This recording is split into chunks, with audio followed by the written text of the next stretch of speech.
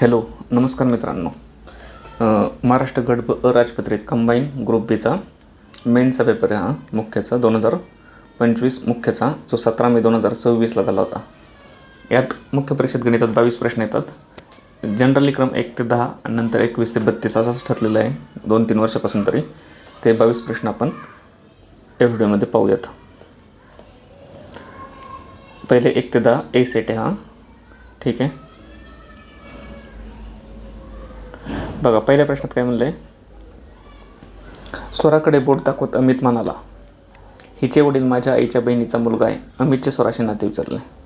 आता स्वराकडे बोट दाखवलं म्हणजे स्वरा इथं घेतली आपण, ती स्त्री म्हणून गोल केला. हिचेवरून स्वरावरून नाही ती आपण फिमेल ठरवली, हिचेवरून फिमेल ठरवली. हिचे वडील म्हणजे वरची पिढी आणि वडील म्हणजे मेल चौकोन. हे हिचे वडील हे कोण आहेत, हे चौकोनातले. माझ्या आईच्या बहिणीचा मुलगा आहे. त्याच्या आईच्या बहिणीचा, आता त्याची आई ही समजा, त्याच्या आईच्या बहिणीचा, तिची बहीण म्हणलं 2 रेषा, नवरा बायको असला पण 1 रेष काढतो. बहीण ही तिचा मुलगा, हे कुणाच्या याच्या आईचा आहे म्हणजे अमित इथं आला. लक्षात, अमितची आई ही माझ्या आईच्या बहिणीचा मुलगा, त्याची आई ही माझ्या आईच्या याच्या आईच्या, बहीण ही बहिणीचा मुलगा. हा कोणी हिचे वडील म्हणजे ह्या स्वराचे वडील आहेत. इथपर्यंत कळालं. आपण डायग्राम काढली, स्वरा आणि अमित कळालं कुठे. तर प्रश्न काय विचारला, अमितचे स्वराशी नाते कोणते. अमितचे स्वराशी म्हणजे स्वराच्या दृष्टीने अमित काय झाला, ह्या 2 बहिणींचे हे हा मुलगा आणि आता हा पण मुलगा मानू, अमितवरून हा पण बॉक्सच करू, मेलच. मग हे 2 बहिणींचे मावस भाऊ झाले नाही थोडक्यात. मग स्वराच्या वडिलांचा भाऊ म्हणजे कोण होता ना, काकाना, म्हणून पर्याय नंबर 1. आता अमितचे स्वराशी म्हणजे स्वराच्या दृष्टीने असं नाही विचारलं, स्वराचे अमितशी नाते काय. इंग्लिशमध्ये, मराठीत नाही कळलं तर इंग्लिशमध्ये वाचायचा. To Swara, what is relation, अमित's relation to Swara. To Swara म्हणजे स्वराच्या दृष्टीने कोण आहे, किंवा मराठीत पाहायचं असतं तर शी बघायचं, शी किंवा ची, चा असे.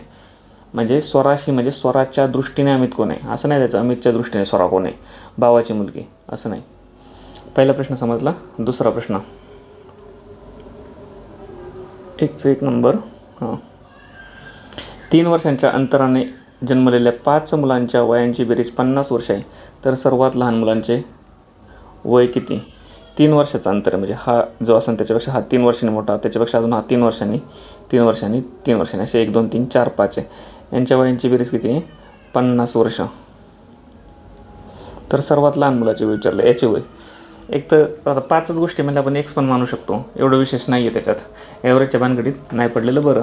मग याचं एक्स मानलं तर याचं किती झालं, 3 वर्षानंतर हा x + 3, याचं x + 6, नंतर चौथ्या मुलाचं x + 9, 3चा फरक आहे ना, 3 वर्षाच्या अंतराने जन्मले ही मुलं सर्व.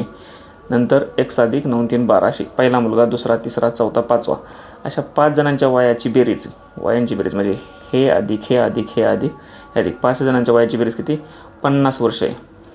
तर सर्वात लहान मुलाचे वय, सर्वात लहान मुलगा आपण एक्स मानला, एक्स म्हणजेच काढायचं इथं. हे बघा, 3 6 3 9 9 9 18, 18 आणि 12 30, अधिक 30 आले हे. नंतर 1 2 3 4 5, 5x + 30 = किती, 50. एक्स बरोबर किती, हे 30 तिकडं वजा गेले 5x बरोबर, तर 50मधून 30 गेले, 20 राहिले. मग एक्स बरोबर किती, हा 5 इथं गुणाकार आला आहे, भागाकार गेला, 20/5 म्हणजे 5 चोक 20, 4. आणि तोच विचारला आपल्याला 4 वर्ष. पर्याय नंबर 1, 2चा 1 नंबर. पुढचा प्रश्न 3.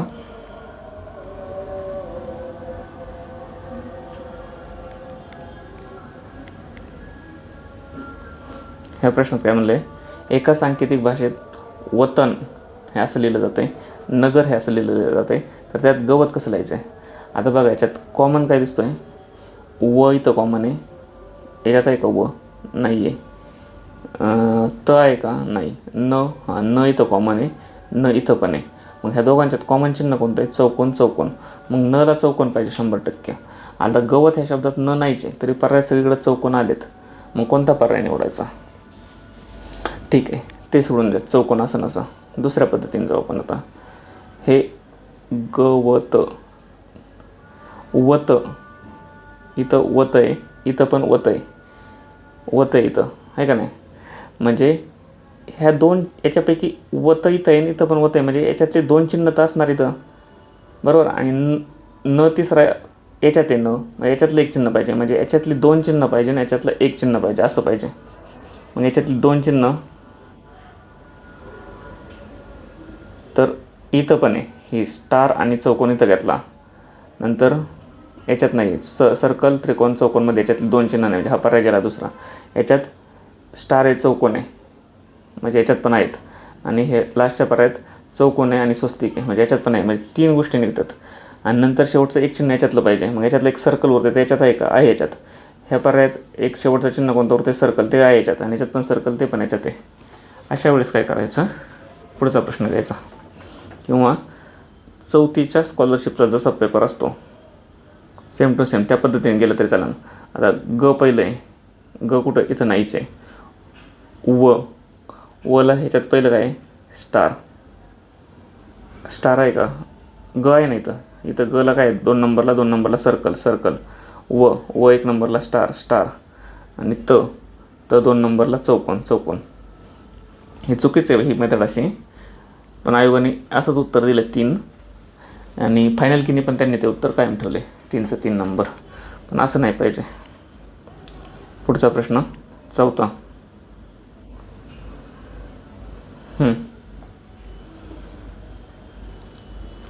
5, 6, 7, 12 आता वाढत जाते बघा, 12 नंतर 9 परत कमी झाले, 18 वाढले, परत कमी झाले, एकदा वाढतं एकदा कमी होतं. याचा अर्थ काय, अल्टरनेटचा लगेच विचार करायचा, डिफरन्स काढतच नाही बसायचं वाजाच्या बाबतीत, अल्टरनेट जा. 5 नंतर 7, 5 नंतर 7 2 मिळवले, 7 नंतर 9 2, 9 2 11, 11 2 13, 13 आणि 2 14 15. पहिल्या प्रश्नाच्या जागी 15 येणं अपेक्षित आहे. दुसऱ्या चिन्हाच्या जागी 6 6 12, 12 6 18, 18 6 24, 24 6 30, 30 6 36, म्हणजे 15 36. 15 36 वाला पर्याय नंबर 4. 4चं 4 नंबर. सोपं होतं. फक्त अल्टरनेट जायचं कधी कळायला पाहिजे होतं, पहिल्या 2 सेकंदातच. कारण इथं बघा 5 6 7 12 वाढते, 9 कमी होते, 18 वाढते, 11 कमी होते. इथंच अल्टरनेटचा विचार व्हायला पाहिजे होता. इथलचा गॅपसुद्धा काढायची गरज नव्हती. 5 इथं 1चा गॅप, इथं 1चा, इथं 5चा, इथं मग झाला गोळ -3. पुढचा प्रश्न 5वा.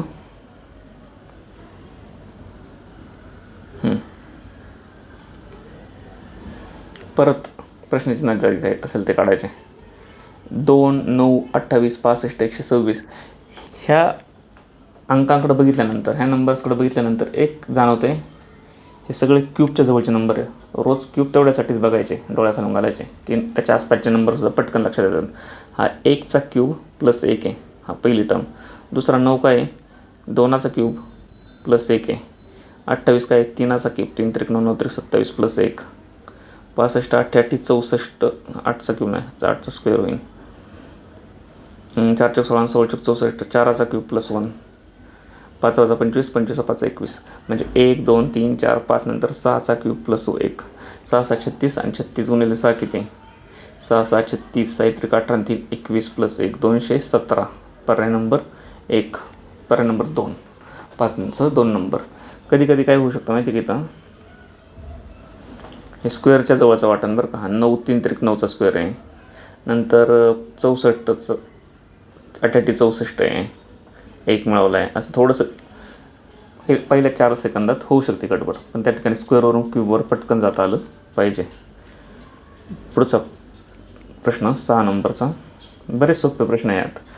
एक प्रश्न सोडला ना, जवळपास सगळे एकदम सोपे प्रश्न, म्हणजे तेवढा एक प्रश्नाचा आत्ता वरती जो कॅन्सल होणारा जो प्रश्न होता गवत वगैरे, तो 2 प्रश्न सोडले ना, सगळे प्रश्न बरोबर येण्याजोगे होता पेपर हा. 20 प्रश्न 22 पैकी. पुढीलपैकी कोणती आकृती चौकोन आयत त्रिकोण दर्शवते. चौकोन काढा, एक चौकोन काढून बघा, हा चौकोन झाला. आयत काढून बघा, आयत असाच येतो, फक्त काटकोन असतात सगळे. आयताचे सगळे कोण काय असतात, काटकोन. समोरासमोरच्या 2 बाजू काटकोन नाही झाला हा. समोरासमोरच्या 2 बाजू किती असतात, सारख्या असतात आयताच्या, प्रत्येक कोण काटकोन. चौकोनात 4 कोण असले पाहिजे फक्त, आणि त्रिकोण हे असं.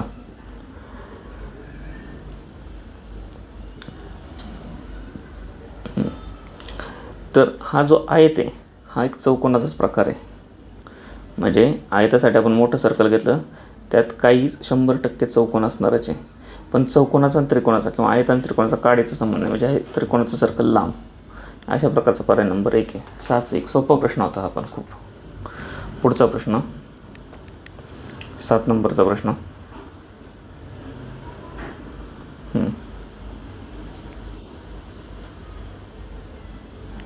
काय म्हणलं या प्रश्नात बघा, खालील वर्तुळालेख पुस्तक प्रकाशित करण्यासाठी होणारे विविध खर्चांचे विवरण दर्शवित आहे.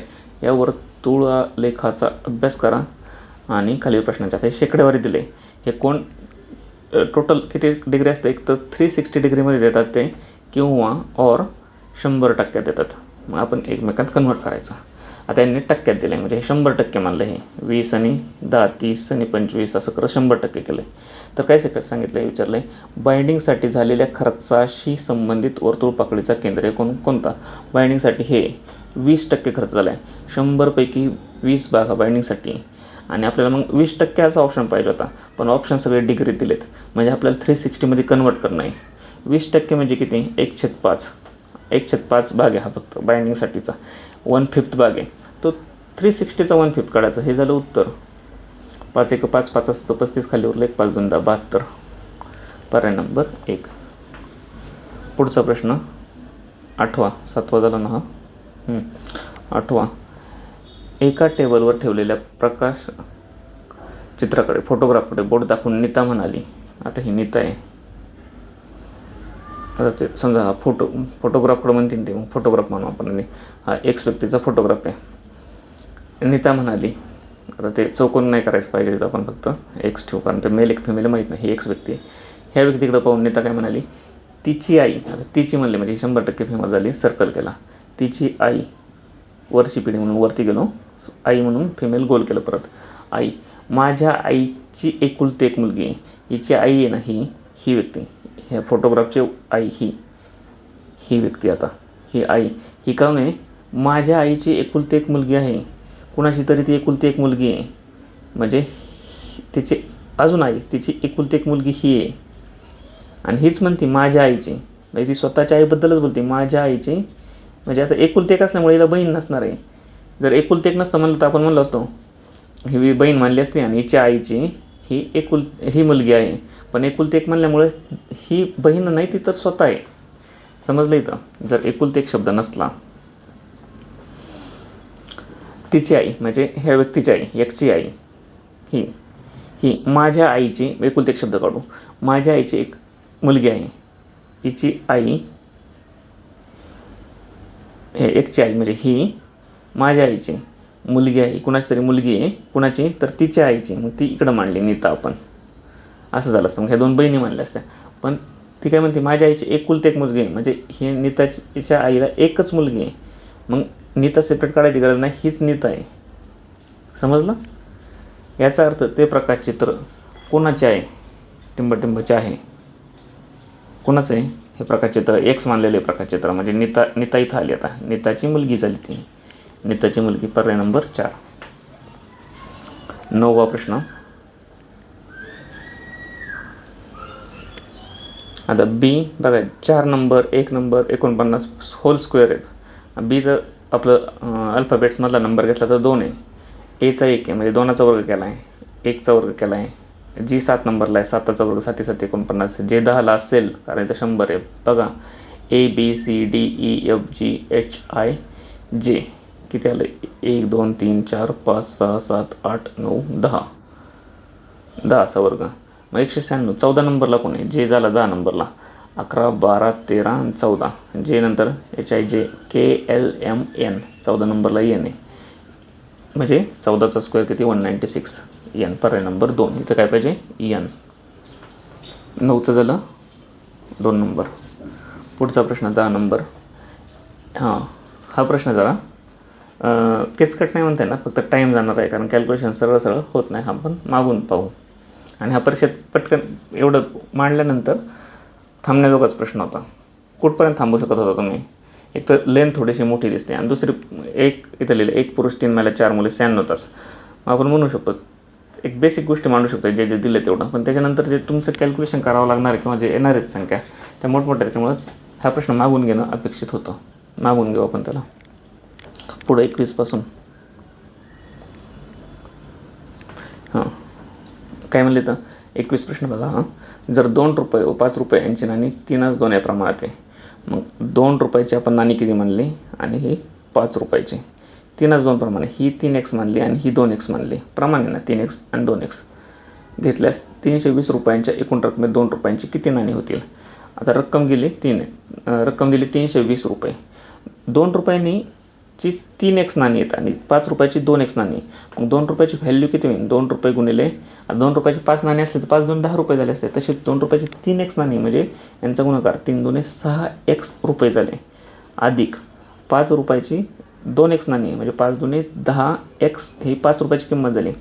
आणि यांची एकूण किंमत किती आहे 320 रुपयांची एकूण म्हणजे यांची किंमत किती 320 एकूण आहे. म्हणजे 6 10 16 x is equal to 320 x is equal to 16 2 32 20 आलं. म्हणजेच 2 रुपयाची किती नाणी झाली 3x म्हणजेच किती एकची किंमत टाका 20 20 3 60 नाणी आणि 5 रुपयाची 2x म्हणजे 20 2 40 नाणी. आणि आपल्याला काय विचारलं आहे तर 2 रुपयांची किती नाणी येते. 2 रुपयांची आपण काढली 60 नाणी. पर्याय नंबर 3 21चा 3 नंबर. हा प्रश्न पण काही जणांना अडला. 5चा 5वा घातला 4ने भागल्यास बाकी किती राहते. आता 5चा 5वा घात भागिले 4 करत बसायचं 5चा 5वा घात तर नाही. आपण भागाकाराची मेन कन्सेप्ट काय 4 4चे गट तयार करायचे. 4 4चा एक गट तयार करायचा. मग 5चा 5वा घात आपण कसा लिहू शकतो 5 गुणिले 5 गुणिले 5 गुणिले 5 3 4 आणि 5 वेळा बरोबर. आणि आपल्याला बघायचे फक्त 4ने बघायचे का नाही आपले 4 4चे गट करायचे. मग किती पण वेळा 4 4ने बघा ना तुम्ही चालतं ना. मग पण 5 वेळा बघलं 4 4ने 1 2 3 4 5 म्हणजे प्रत्येकाला एक एकदा बघलं. ह्या 4ने याला 4ने बघतो याचा अर्थ काय फक्त 4नेच बघायचं असतं का. आता 82 भागिले 4 आहे याचा अर्थ आपण फक्त 84 भागिले 4 आहे याचा अर्थ आपण फक्त 4नेच बघतो का. 4 2 8 आणि 4 1 4 असं. पण आपण काय करतो 4 4चे 21 गट तयार करतो. 4 4चे असे 21 गट तयार करतो तेव्हा 84 येतं. आपल्याला 4ने बघतो याचा अर्थ 4 4चे गट होण्याशी मतलब आहे. फक्त 4ने भागत नाही तर 4 4चे गट. मग 4 4चे गट मी 5 वेळा पण देऊ शकतो ना. ह्या 5ला 4 देऊ शकतो याला 5 याला 4 याला 4 याला 4 म्हणजे मग हा भागाकार इथं किती बाकी होणार 4 1 4 आणि 1 बाकी होणार. अशी इथं 1 इथं 1 इथं 1 अशी 5 वेळा म्हणजे 1 गुणिले 5 म्हणजे बाकी टोटल किती राहणार 1 राहणार. पर्याय नंबर 2 22चं 2 नंबर.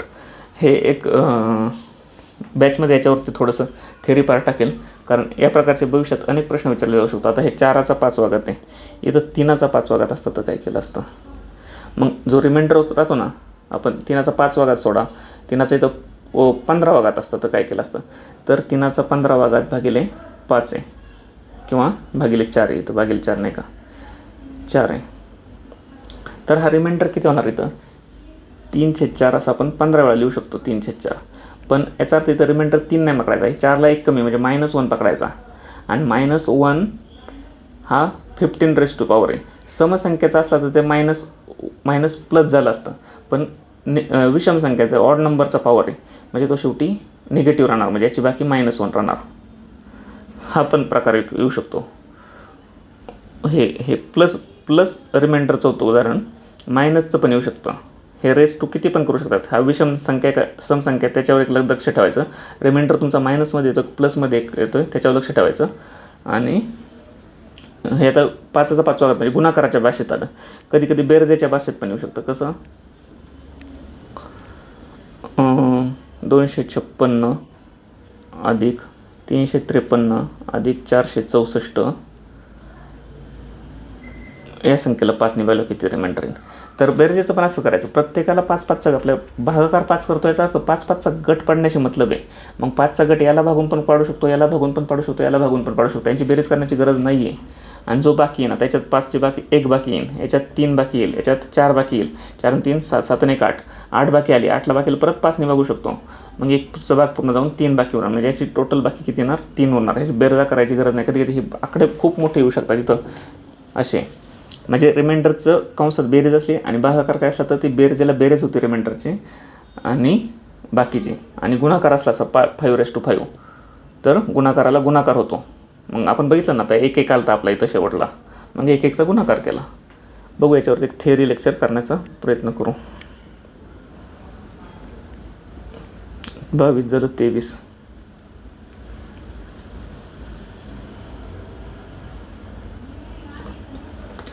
जर एक वर्तुळ ABCD, हे ABCD एक वर्तुळ आयत आहे बरं का, आयताच्या सर्व शिरोबिंदूतून जाते. ABCD शिरोबिंदू कोणकोणते झाले, हे शिरोबिंदू झाले, यांच्यातून जाते असं. ओके, वर्तुळ आहे, ते थोडं वेगळं झालं पण ठीक आहे, वर्तुळ आहे ते. आयताची लांबी 8 आणि रुंदी 6 आहे. ही 8 आहे आणि ही 6 आहे रुंदी. तर त्या वर्तुळाची त्रिज्या किती? आता मास्टर क्लासमध्ये सरळ सरळ ट्रिपलेट शिकवले. ट्रिपलेटमध्ये 3, 4, 5 हे बेसिक ट्रिपलेट आहे. 3, 4, 5 अर्थ याच्या प्रमाणात किती पण वाढू शकतं. याच्या प्रमाणात दुप्पट केले तर 3 दुणे 6 होणार, 4 दुणे 8 होणार.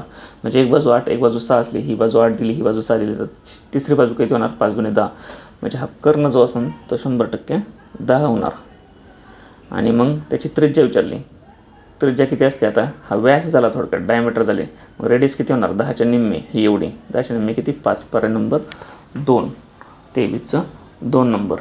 जर ट्रिपलेटवरती कमांड नसली किंवा ट्रिपलेट लक्षातच ठेवायचे नसले तर मग करा पायथागोरसचा थेरम. 88 64 अधिक दुसऱ्या बाजूचा वर्ग 6 7 36, त्यांची बेरीज 100, त्याचा वर्गमूळ 10, ही बाजू 10 5, तेच जातं. पण ट्रिपलेट असलो कशाला 3-4 सेकंद वाचवायचे. प्रत्येक एक्झाममध्ये स्पीड कॅल्क्युलेशन किंवा अशा गोष्टींनी 5-10 सेकंद वाचले तर टाईम पुरतो. 24वा प्रश्न. एका विशिष्ट काम पूर्ण करण्यास मोहनला 15 दिवस लागतात, तर तेच काम करायला रोहनला 12 दिवस लागतात. रोहन डिस्टन्स म्हणजे टोटल काम इज इक्वल टू स्पीड, म्हणजे त्यांची इफिशियन्सी किंवा त्यांच्या कामाचा वेग इंटू टाईम, किती वेळ काम करतात ते. आपलं distance is equal to speed into time हा एकमेव फॉर्म्युला गणितात पाठ केला आहे, त्याचाच वापर इथं पण करतो आहे. मोहनला किती दिवस लागतात? 15. मोहनच्या पुढं आणि दिवस म्हणजे टायमाच्या खाली 15. तेच काम करायला रोहनला किती दिवस लागतात? 12. समीरच्या मदतीने समीर आला पण आता रोलमध्ये, समीरच्या मदतीने त्यांनी ते काम 4 दिवसात पूर्ण केलं. ह्या तिघांनी मिळून मोहन प्लस रोहन प्लस समीर, ह्या तिघांनी मिळून किती टाईम लागला त्यांना? 2 मिनटं.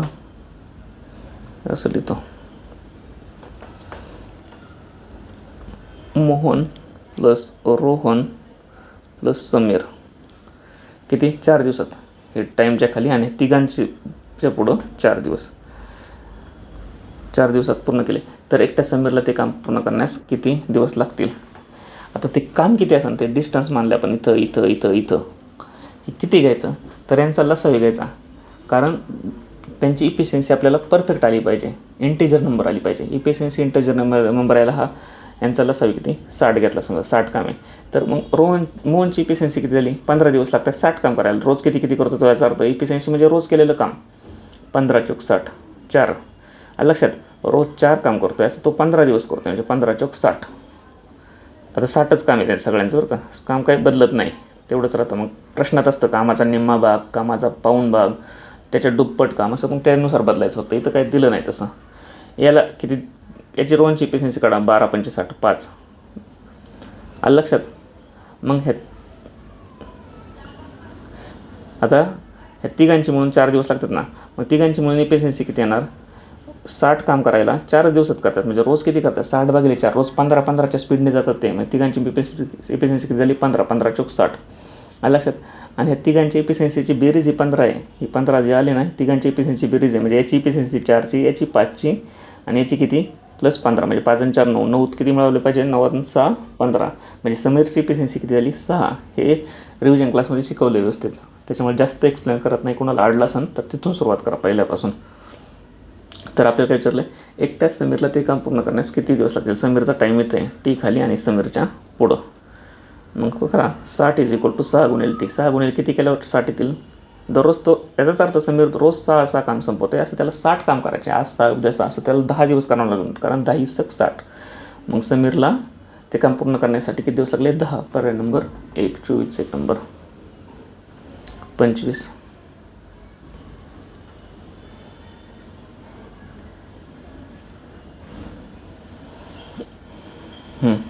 काय म्हणलं या प्रश्नात?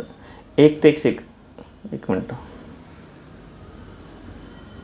1 ते 101 पर्यंत असणाऱ्या नैसर्गिक समसंख्यांची बेरीज किती? समसंख्यांची बेरीज विचारली 1 ते 101. 2, 4, 6, 8, 10 असं, म्हणजे 1 ते 10 पर्यंत 10 आल्या. अशा 11 20 पर्यंत येतील. इथं येतील 31 41, 51, 61, 71, 81, 91, 100 शेवटची संख्या येईल. इथं 92 येईल. पुढचे 92, 94, 96, 98, 100. कारण नंतर 101 किती, नंतर पुढची समसंख्या आपली सम विचारले.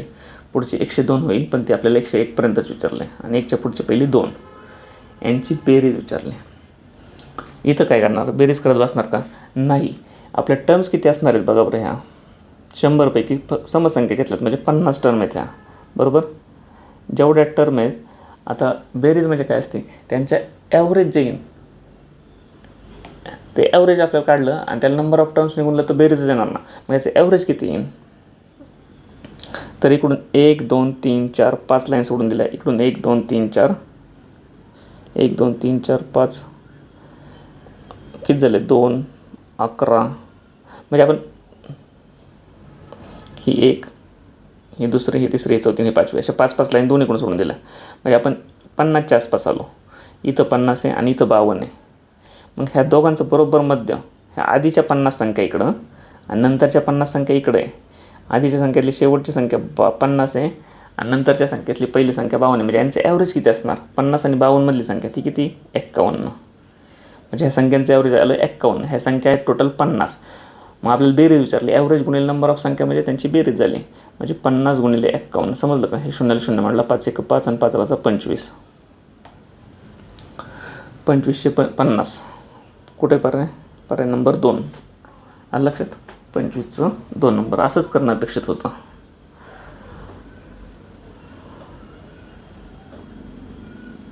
ॲव्हरेजपर्यंत पोचणं. आता उद्या कसं आपण प्रश्न विचारू शकतात ते? ॲव्हरेज काढायचं, किती संख्या त्यांनी गुणायचं, ती त्यांची बेरीज येणार. काय म्हणले आहेत? एका हॉलची लांबी 15 मीटर, रुंदी 12 मीटर आहे.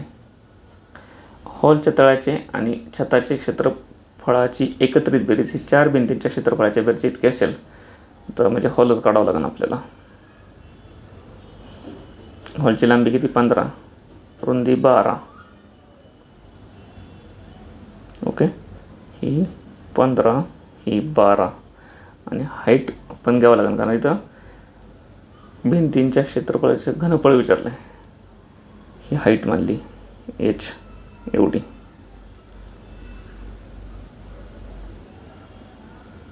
आता ही डायग्राम परीक्षेत काढायची गरज नाही, तर तुम्हाला समजण्यासाठी काढतोय मी. ही हाईट h मानली, आपल्याला माहीत नाही अजून. हॉलची लांबी किती? 15, रुंदी 12 आणि हॉलच्या तळाला जेवढं असणार तेवढं सिलिंगला, छताला पण असणार आहे. यांची क्षेत्रफळाची बेरीज. तळाचं क्षेत्रफळ किती होणार? लांबी गुणिले रुंदी 15 गुणिले 12. छत पण किती होणार? तसंच होणार, कारण हॉल खाली जेवढा असतो तेवढाच वरती असतो. म्हणजे 15 गुणिले 12च होणार वरती पण, अधिक 15 गुणिले 12. पण रुंद 150 आणि 15 2 30, म्हणजे 150 आणि 30 180 अधिक 180 म्हणजे 360. ते काय म्हणतात? तळाचे आणि छताच्या क्षेत्रफळाची बेरीज. ही बेरीज केली किती आली? ती 360. ही बेरीज झाली तुम्ही 360. ही 4 भिंतींच्या क्षेत्रफळाच्या बेरीज इतकी आहे. 4 भिंतींच्या क्षेत्रफळाची बेरीज आता ही 160 आली. ही इज इक्वल टू कुणाबरोबर आहे? 4 भिंतींचं क्षेत्रफळ. आता 4 भिंतींचं क्षेत्रफळ कसं काढायचं? ही 4 भिंत, ही इकडची, आता समोरची मी ग्रीन पेन घेतो आता इथं. ही समोरची भिंत आणि याच्या ऑपोजिटची भिंत ही सेम येणार, कारण त्यांची लांबी, रुंदी आणि हाईट सेम आहे. मग याची 15 आहे आणि हाईट h आहे, म्हणजे 15 गुणिले h. हे काय झालं? 15 गुणिले h. हे समोरचं झालं.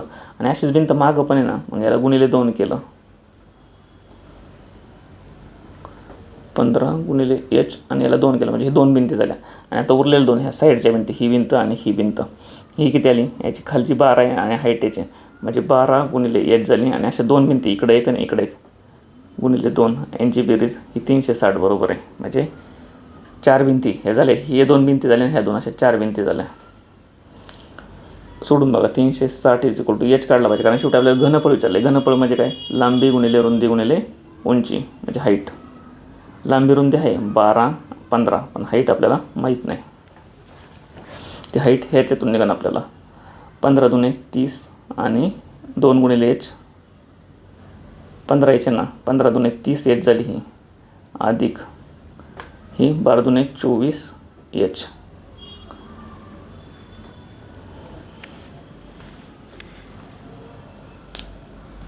किती आले? 30 एच आणि 24 एच. 30 आणि 40, 30 आणि 40 आणि 50 आणि 4 54 एच इज इक्वल टू 360. मग एच इज इक्वल टू 360 भागिले 54.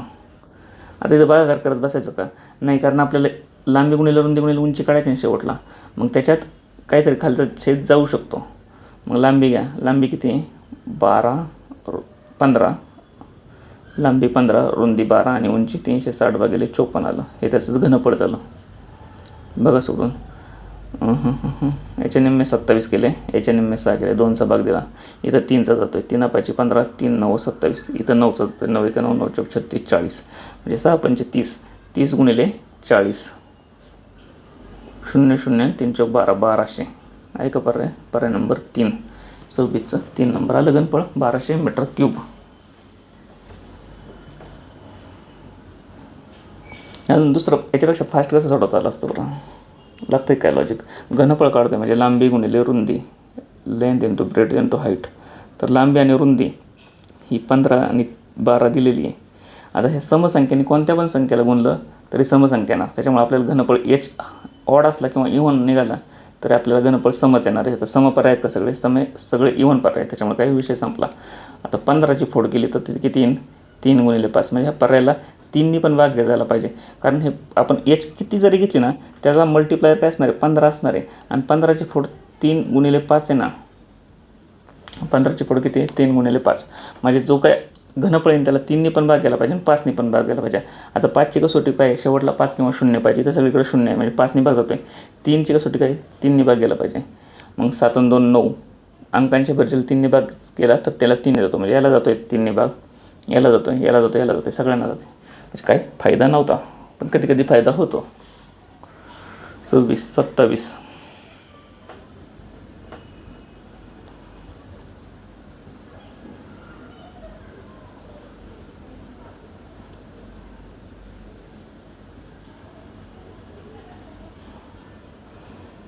सोपा प्रश्न आहे हा. फक्त सोडत जायचं. हे स्क्वेअर रूट 225 आहे. 225चं वर्गमूळ किती आलं? 15 15 225. रोज तेवढ्यासाठी वर्गमूळ घनमूळ वर्ग घन पाढे पाठ पाहिजेत. 15 15 225. हे 15 आलं. हे काढलं आपण स्क्वेअर रूट आणि त्याच्या जागी 15 ठेवू शकतो. 154 आणि 15. आता हे कंसात काय आलं? अंडर रूटमध्ये 154 + 15 आलं. ते किती झालं? 154 आणि 15 64 आणि 5 169 म्हणजे अंडर रूट 169. आणि ते काय याचं स्क्वेअर रूट किती? 169चं 13. म्हणजे आता याच्या जागी आपण काय ठेवू शकतो? 13 ठेवू शकतो. 13 ठेवले. आता हे परत अंडर रूट आलं. 108 + 13 आलं. आलं का इथे? 108 + 13. मग 108 आणि 13. 13 आणि 8 121. Under route 121. 121चं किती? 11. आता मग याच्या जागी आपण 11 ठेवू शकतो.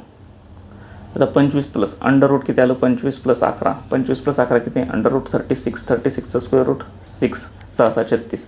म्हणजे आता हे जे स्क्वेअर रूट होतं त्याच्या जागी आपण काय ठेवू शकतो? 6.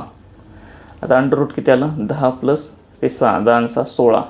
16 अंडर रूटमध्ये म्हणजे त्याचं किती स्क्वेअर रूट झालं? 16चं 4. पर्याय नंबर 1. 27चा 1 नंबर. पुढचा 28. 27 झाला 28.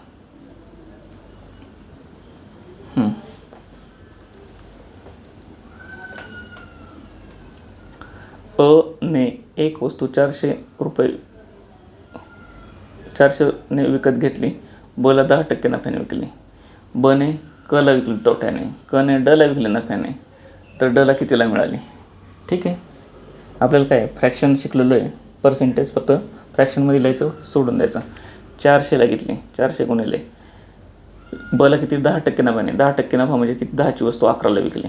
म्हणजे बला कितीला पडली? 10ची वस्तू 11ला. तर 400ची किती म्हणून गुणिले 400 एवढ्याला बला पडली. आता बने ती वस्तू कला 20% तोट्याने विकली. 20% तोटा म्हणजे 100च्या 80ला. म्हणजे फ्रॅक्शनमध्ये 5ची वस्तू 4ला. 20% तोटा म्हणजे 4/5. त्याला एवढ्याला पडली. त्याने विकली किती? 5ची वस्तू 4ला विकली तोट्याने. 5 रुपयाला घेतली, 4 रुपयाला विकली. तोटा केला 20%. तर एवढ्याला घेतली होती एवढ्याला. तर एवढ्याची कितीला? ही झाली आता तोट्याने. कने तोट्याने घेतली म्हणजे कला मिळालेली प्राईस झाली ही. आणि क आणि डला किती वेगळी 25% नफ्याने. 25% म्हणजे 100चे 125 किंवा फ्रॅक्शनमध्ये आपण लिहू शकतो 5/4. 4ची वस्तू 5ला विकली 4 रुपयाची, 25% नफ्याने विकली. म्हणजे 4ची वस्तू 5ला विकली म्हणजे 25% नफा. तर गुणिले एवढ्याला घेतली होती, एवढ्याची वस्तू कितीला म्हणजे गुणिले हे. तर डने ती वस्तू कितीला खरेदी केली, ही डची खरेदी किंमत झाली, कारण त्याने नफ्याने घेतली परत ककडून. कने नफा कमवला. ठीक आहे, सोडवलं हे. ह्या 5ला हा 5 उडला, ह्या 4ला हा 4 उडला, 0ला 0 उडला, 0 11 चौक 44, 440. पर्याय नंबर 3. 28चं 3 नंबर. परीक्षेत इतकं समजून घ्यायची गरज नव्हती. परीक्षेत काय करायची गरज होती, 400ला घेतली, पुढच्याला काय होतं 10% नफा, म्हणजे 10ची वस्तू 11ला तर 400ची किती. पुढच्याला काय होतं 20% तोटा. 20% तोटा म्हणजे लगेच डोक्यात आलं पाहिजे. 80चे 100 नाही डोक्यात आलं पाहिजे. 100ची वस्तू 80ला विकली हे पण नाही डोक्यात आलं पाहिजे. 5ची वस्तू 4ला. फ्रॅक्शन खूप वेळ वाचतो. नंतर क ने डला 25% नफ्याने विकली, म्हणजे 4ची वस्तू 5ला. तर डने ती वस्तूची खरेदी किंमत किती, ही डची झाली. मग पटकन इथं 5ला 5 जातो आहे, 4ला 4 जातो आहे, ह्या 0ला हा 0 जातो आहे, 0 11 चौक 44. इतकं फास्ट उत्तर भेटते. 28 झालं. 29.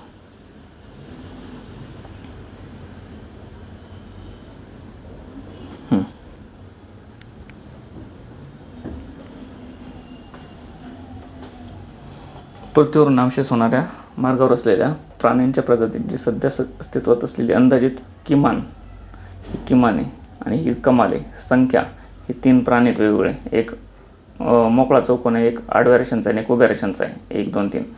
लाल लांडगा, नंतर भगव्या पोटाचा पोपट, जमिनी साप, असे 3 आहेत. ठीक आहे.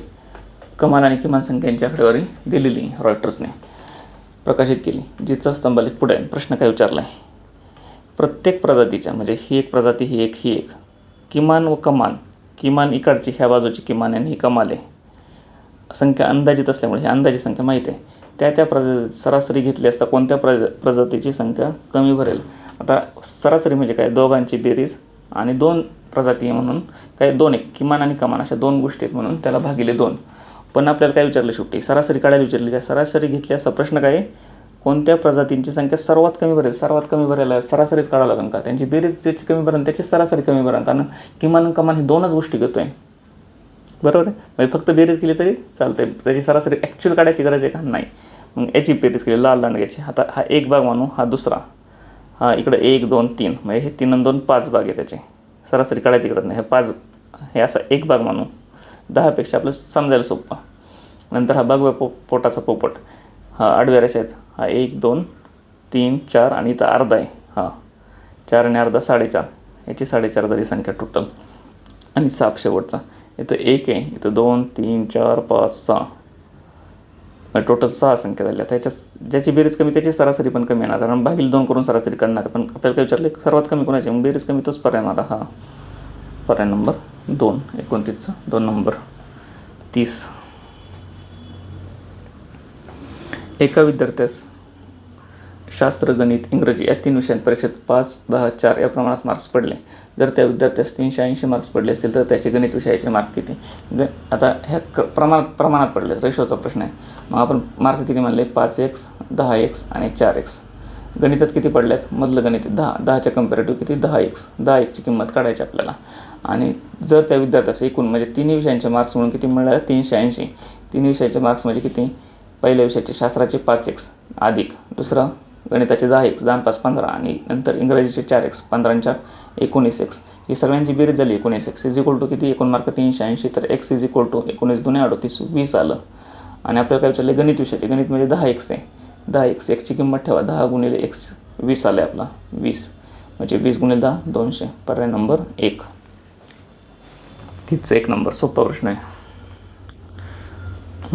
हा मास्टर रिव्हिजन क्लास ज्याने व्यवस्थित केला आहे, नोट्स वगैरे काढून ठेवल्यात, त्याला काहीच नव्हता प्रश्न. एक बोट 36 किलोमीटर प्रवासाच्या दिशेने डाऊनस्ट्रीम करते आणि अपस्ट्रीम किती करते, 6 तास घेते तेवढ्या डाऊनस्ट्रीमला, आणि अपस्ट्रीमला 9 तास घेते. तर स्थिर प्रवाहातील गती किती. आता मास्टर रिव्हिजन क्लासमध्ये सगळं शिकवलं आहे. बोटीचा प्रवाहात चालली असली ना, बोटीचा वेग b मानायचा आपण स्थिर प्रवाहात, आणि जर प्रवाहाला वेग असला तो रिव्हरचा वेग मानायचा. हा बोटचा वेग म्हणून b, तो रिव्हरचा वेग म्हणून r. जर प्रवाह पण ह्या दिशेने आणि बोट पण ह्या दिशेने चालली तर त्या बोटीचा काय म्हणते त्याला, रिलेटिव्ह स्पीड, प्रवाहामुळे थोडं प्रवाहाच्या दिशेने चालली म्हणजे त्याचा थोडा वाढणार, म्हणजे डाऊन स्ट्रीमचं स्पीड किती आला, down stream is equal to बोटचं स्पीड प्लस रिव्हरचं स्पीड असे 2 झाले. आणि upstream U is equal to प्रवाह असं चाललं आहे पण बोट अशी चालली, मग त्यांचे निगेशन होणार. बोटचं स्पीड म्हणून रिव्हरचं स्पीड घालवायचं, रिव्हरचं स्पीड म्हणजे प्रवाहाचा स्पीड, आर म्हणजे रिव्हर, बी म्हणजे बोट, हे आलं.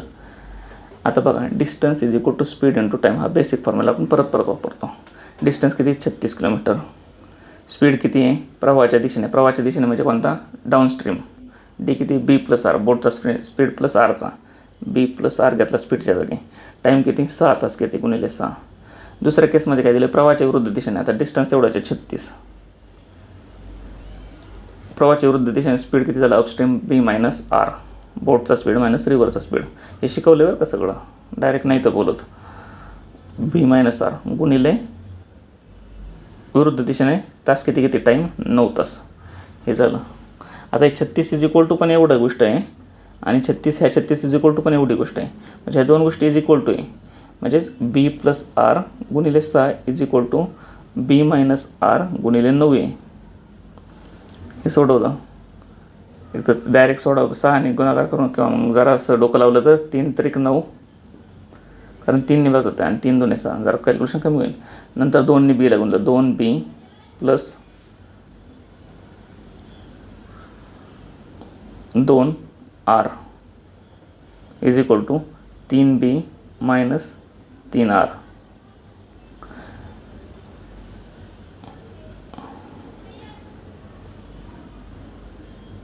आता काय आलं, हे 3 बी हे 2 बी इकडे गेले, बी इज इक्वल टू किती आलं, हे 3 आर इकडे आले, प्लस 3 2 5 आर झाले, म्हणजे यांचं रिलेशन भेटलं आपल्याला.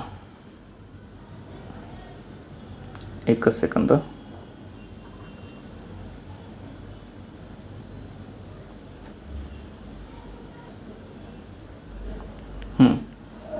हे रिलेशन बोटचा स्पीड इज इक्वल टू 5 रिव्हरचा स्पीड, 5 पट रिव्हरच्या स्पीडच्या. आपल्याला काय विचारलं बोटचा स्थिर पाण्यातील वेग विचारला, म्हणजे यांचं रिलेशन काढून नव्हता फायदा, आपण डायरेक्ट हे इक्वेशन सोडवायला पाहिजे होते. हे हा इथं 6 गुणाकार आला आहे, इकडे गेला भागाकार गेला, 6 6 36, बी प्लस आर किती आला, B plus R is equal to 6, हा 9 इकडं गुणाकार आला आहे, 9 1 9 इकडे गेला भागाकार आला, 9 चौक 36, म्हणजे बी मायनस आर आला किती आला 4, बी मायनस आर 4.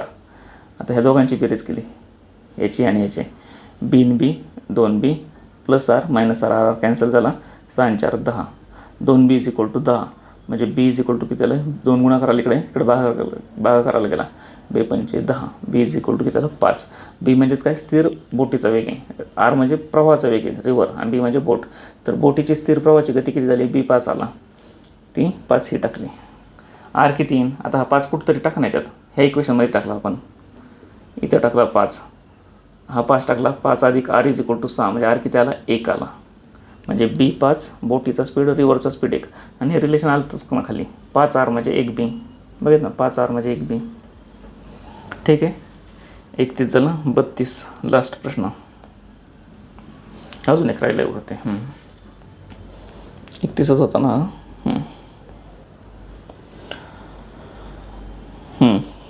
महाराष्ट्रातील 5 ठिकाणी ABCD काम करीत असलेल्या व्यक्तींचे विवरण दिले आहे. काम करीत असलेल्या व्यक्तींची संख्या एवढी 6500.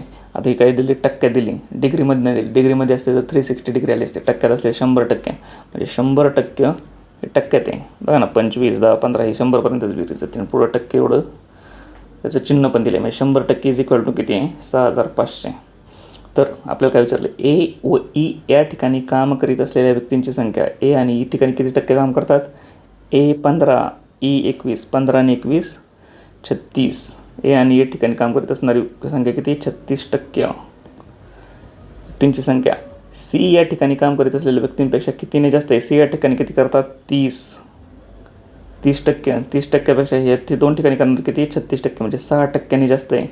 म्हणजे आपण 6% असं उत्तर लिहू शकतो, पण आपल्याला उत्तर कशात दिलं आहे, त्या व्यक्तींमध्ये दिलं आहे, टक्क्यात नाही दिलं. मग 100% म्हणजे 6500, तर 6% म्हणजे किती, 6% संख्या जास्त आहे ना, 36मधून 30 गेले, म्हणजे 100ला 6500, तर 6%. 6ला किती 2 शून्य 2 शून्य गेले, 6 5 30, 4 3 6 6 36 आणि 3 39 390. 32चं 2 नंबर. ओके,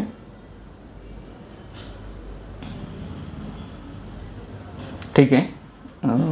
एक प्रश्न राहिला होता 10 नंबरचा, तेवढा एक पवान थांबू.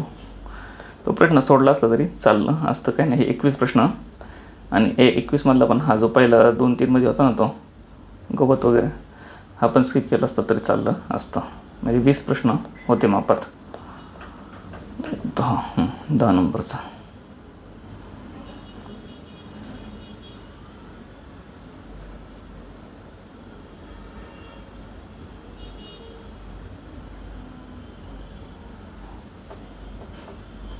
व्यवस्थित लक्ष द्या फक्त काय काय करायचे, कारण अशा प्रकारची गणितं यायला लागलेत आता.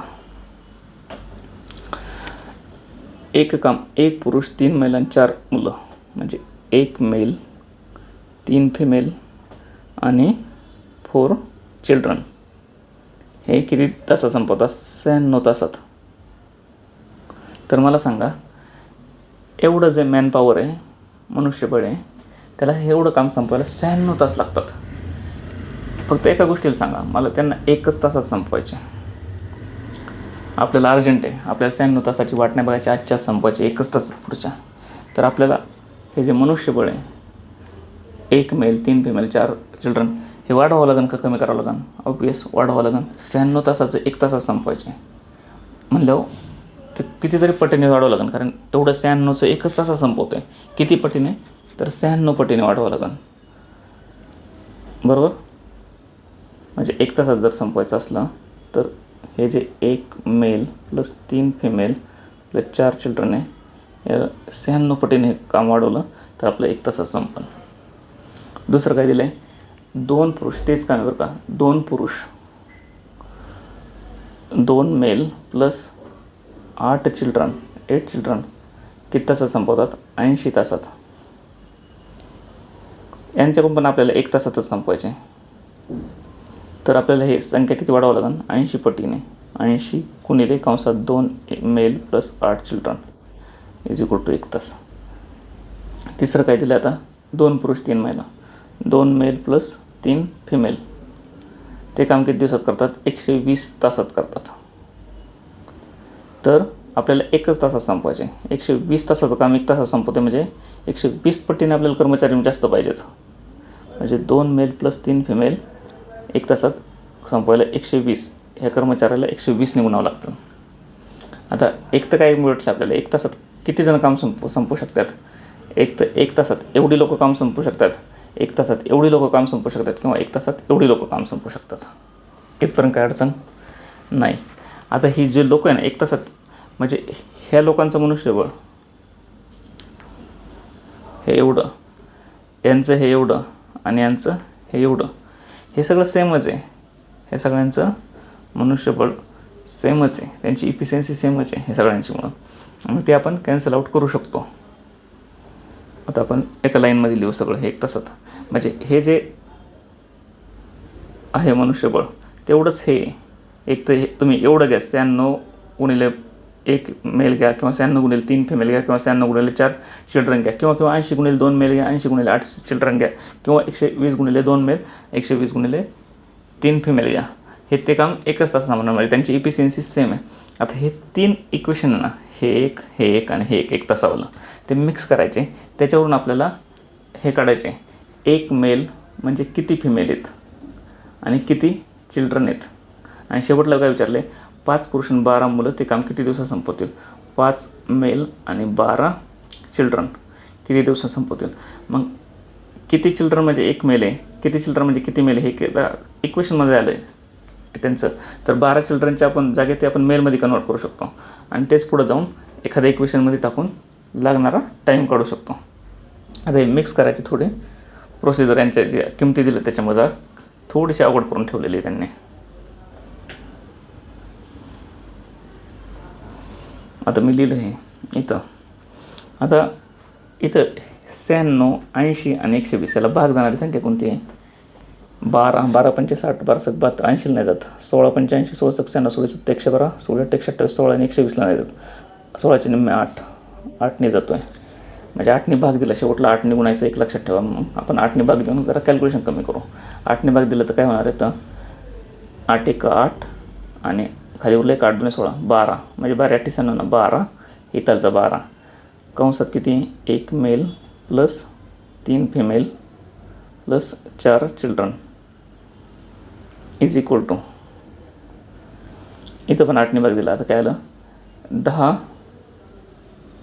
8ने भाग दिलं 80 भागिले 8 किती 10 कंसात 2 मेल प्लस 8 चिल्ड्रन आणि इज इक्वल टू अजून काय याला सगळ्यांना इक्वल टू इथं वरती लिहितो असं इज इक्वल टू याला पण 8ने भाग दिला 8 एक 8 खाली वर 4 8 म्हणजे 15 8 120 ना म्हणजे 15 120च्या जागी 15 घेतला 8ने भाग देऊन 15 गुणिले 2 मेल प्लस 3 फिमेल. ठीक आहे. आता याच्यातले कोणते दोन हे दोन घ्या कसे पण दोन घ्या आणि ते किती मेल म्हणजे किती फिमेल म्हणजे किती चिल्ड्रन इथपर्यंत पोहोचा. आता ते तुमच्या स्पीडचा भाग आला कॅल्क्युलेशनचा भाग आला. मी आता समजा हे पहिले 2 घेतले समजा तर किती आले 12 मेल प्लस 12 त्रिक 36 फिमेल इथं 1 आहे ना म्हणून 12 निघूनतो आता कंसाला अधिक 12 चौक 48 चिल्ड्रन इज इक्वल टू आता 10 निघून यायचं इथं 10 दुने 20 मेल प्लस 10 80 चिल्ड्रन. आता हे इकडे गेले 20 मेल इकडे गेले 20मधून 12 मेल इकडे गेले 20मधून 12 गेले 8 मेल उरले इकडं अधिक हे 48 चिल्ड्रन इकडं वजा झाले 80मधून मग ते किती आले 80तून 48 गेले 32 चिल्ड्रन इज इक्वल टू आता इथं फक्त 36 फिमेल राहिल्या. आता जे नवीन इक्वेशन तयार होतील ना त्यात इकडचं खोडतो इथं मांडत जातो मी.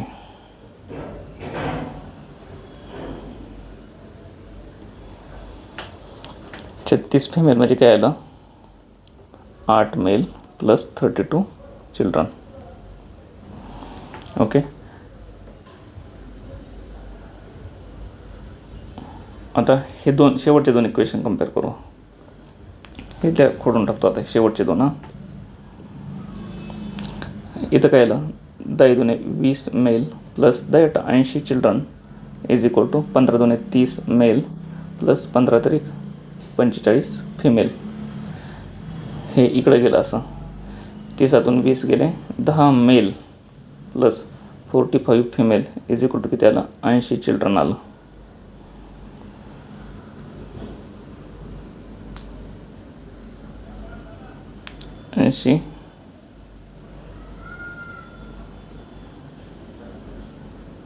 बरं लिहून ठेव साईडला 80 चिल्ड्रन इज इक्वल टू किती आलं आता 10 मेल प्लस 45 फिमेल. आता इथं बघा एक गोष्ट इथं 45 फिमेल आहे इथं 36 फिमेल आहे बरोबर आहे. आता हे 45 फिमेल इज इक्वल टू किती आले 80 चिल्ड्रन मायनस हे 10 एम इकडं प्लस आहे इकडे गेले मायनस 10 एम करू. मग याचे 36 करायला आपल्या वरती 36 फिमेलमध्ये हे ऑप्शन बसू आपण मेल्स आणि चिल्ड्रनचा म्हणजे मेल आणि चिल्ड्रन पुढे येतील. मग आता हे 45चे 36 करायला आपल्याला किती करावं लागेल भागिले 9 केलं 9 5 45 कितीचा फॅक्टर घ्यावा लागेल तो 9 चौक 36 9 5 45 9 5 45 45चे 36 कसे येतील 9 5 45 4 5 भागिले 5 घेतला 5 9 45 आणि 9 चौक 36 म्हणजे याला ना 45ला 4/5 भागलं 4/5 म्हणजे किती आले 5 9 45 आणि 9 चौक 36 फिमेल इज इक्वल टू काही नाही ह्या इकडच्या बाजूला 4/5 गुणलं म्हणून इकडं पण किती गुणावं लागेल 4/5 आपल्याला काय करायचं 36 फिमेल आणायचे आणि मग 36 फिमेल फक्त इथं टाकायचे जे इक्वेशन येईल त्याला मग 4/5 इकडं पण केलं मग किती येईल ते 80ला 5 बघायला 16 पंचे 80 म्हणजे आणि 5 1 5 इथं 16 चिल्ड्रन आले हे का नाही 16 पंचे 80 16 चौक 64 चिल्ड्रन वजा इथं 5 याला पण बघला आता 2 5 2 10 आणि इथं कंसाच्या बाहेर 4 निघून दे 4 2 8 वजा 8 male is equal to 36 female आलं. आता हे 36 फिमेल आले ना ते फक्त इथं टाकू आपण किती आलं 36 female is equal to 64 children minus 8 male is equal to 8 male plus 32 children. ह्या 36 फिमेलच्या जागी फक्त मी हे टाकलं 64 - 8 मेल आणि पुढं 8 मेल + 32 चिल्ड्रन दिलेच. आता हे 8 मेल इकडे गेले प्लस झाले, 8 8 16 मेल इज इक्वल टू हे 32 चिल्ड्रन आहे प्लस आहे, इकडे आले मायनस झाले, 64मधून 32 गेले, खाली किती उरले 32, 64मधून 32 गेले 32 ना, 32 चिल्ड्रन, 16 × 16 16 × 2 = 32, म्हणजे 1 मेल इज इक्वल टू किती आले 2 चिल्ड्रन आले. 1 male is equal to 2 children. आपली तेच भाषा काढायची होती, नाही इथं लिहून ठेवलं मी, काय बरोबर काढायचे. 1 मेल म्हणजे किती आले 2 चिल्ड्रन आले. आता आपल्याला शेवटला काय करायचे 5 मेल आणि 15 चिल्ड्रन काढायचे. आता बघा ना, शेवटचा प्रश्न बघा, 5 पुरुष आणि 12 मुले तेच काम किती दिवसात करतील. 5 मेल 5 पुरुष घेतले आणि 12 मेल. आता 2 चिल्ड्रन म्हणजे 1 मेल आहे, म्हणजे 2 मुलांचं काम 1 माणूस करतो आहे. तर 12 चिल्ड्रन म्हणजे किती होणार, 2 म्हणजे 1 आहे, 2 चिल्ड्रन म्हणजे 1 मेल, तर 12 म्हणजे त्याचे निम्मे 6 मेल होतात. म्हणजे हे 5 मेल + 12 चिल्ड्रनच्या जागी आपण काय करू शकतो 6 मेल, म्हणजे 6 आणि 5 11 मेल ते काम किती दिवसात करणार, हे आपलं फायनल उत्तर काढायचं. आता 11 मेल. ठीक आहे. आता कुठपर्यंत आलो आपण, आता मेल आणि चिल्ड्रन कुठे इथं आहे, हे बघा इथं, हे 2 नंबरच्या इक्वेशनमध्ये. इकडचं परत खोडतो आता मी इथलचं. इथं काय दिलं आहे 10(2 मेल + 8 चिल्ड्रन ते काम किती दिवसात करतात. हे सगळं 1 दिवसात काम पावणारे काम आहेत बरं का, 1 डेमध्ये. मग 2 मेल आणि 8 चिल्ड्रनच्या जागी मी किती टाकू शकतो, आता 2 चिल्ड्रन टाकू शकतो ना. 1 मेलच्या जागी 2 चिल्ड्रन आहे, म्हणजे डबल चिल्ड्रन. या 8 चिल्ड्रनच्या जागी आपण मेल टाकायचं ठरवलं तर किती टाकू शकतो, 8 चिल्ड्रनच्या निम्मे 4 मेल टाकू शकतो. म्हणजे 2 मेल + 8 चिल्ड्रनच्या जागी त्याचे निम्मे 8चे निम्मे 4 मेल टाकू शकतो. कंसाच्या बाहेर 10 आहे, हे 1 दिवसात संपवतात काम.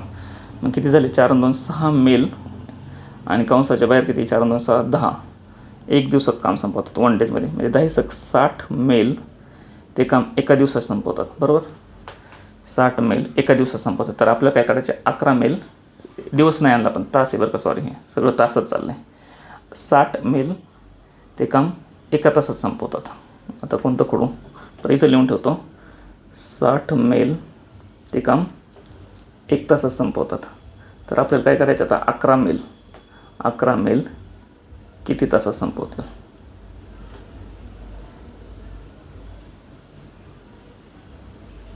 सोडवा.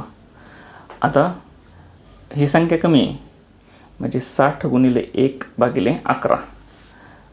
मेलची संख्या कमी म्हणजे तास लागणार जास्तच आहे, किती 60/11 तास लागणार आहे. बरोबर ना, एका तासात 60 मेल लागतात, तर 11 मेलला जास्त वेळ लागणार, किती तो 60/11. किती तास आले ते 11 × 5 = 55, खाली उरले 5. ठीक आहे, हे आपलं शेवटचं 2च सेकंदात उत्तर आहे. आता 60 मेल / 11, 60 मेलला 1 तास लागतो, तर 11ला किती. आणि आपण आधी कॅल्क्युलेशन सोपं करायला 8ने इथं गुणून ठेवलं होतं बघा, त्या 8ने आता परत गुणावं लागणारच इथं 8ने, कारण ते कॅल्क्युलेशन कमी करायला आपण 8चं फॅक्टरने माग आलतो. आता 8 नसतं आलं तर आपलं कॅल्क्युलेशन वाढलं असतं, मोठे आकडे झाले असते, कॅल्क्युलेशन तेवढंच राहिलं असतं, आकडे मोठे झाले असते ते. म्हणून 8ने आता जे गुणलेलं परत गुणून घ्यायचं, 8ने भागलं होतं आता गुणून घ्यायचं परत, म्हणजे ते नलिफाय झालं पाहिजे.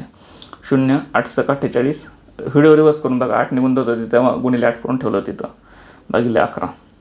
सोडवूया. 11 चोक 44, खाली उरले 4, 11 त्रिक 36,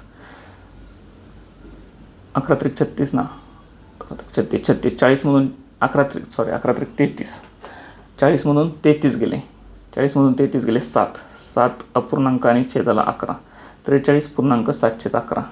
पर्याय नंबर 3, 10चं 3 नंबर. ठीक आहे, समजलं. हे उगाच त्यांनी वाढवलं होतं, बिनकामाचं एवढं वाढवायची गरज नव्हती, पण फंडा हाच आहे की हे इक्वेशन तयार करता आलं पाहिजे. 1 मेल म्हणजे किती, फिमेल म्हणजे किती चिल्ड्रन, आणि ते वेगवेगळ्या ठिकाणी टाकायचं. ठीक आहे, 1 तासाचा व्हिडिओ चला, पाहिल्याबद्दल थँक्स. थांबूयात, मित्रांना शेअर करा. Okay, bye, take care.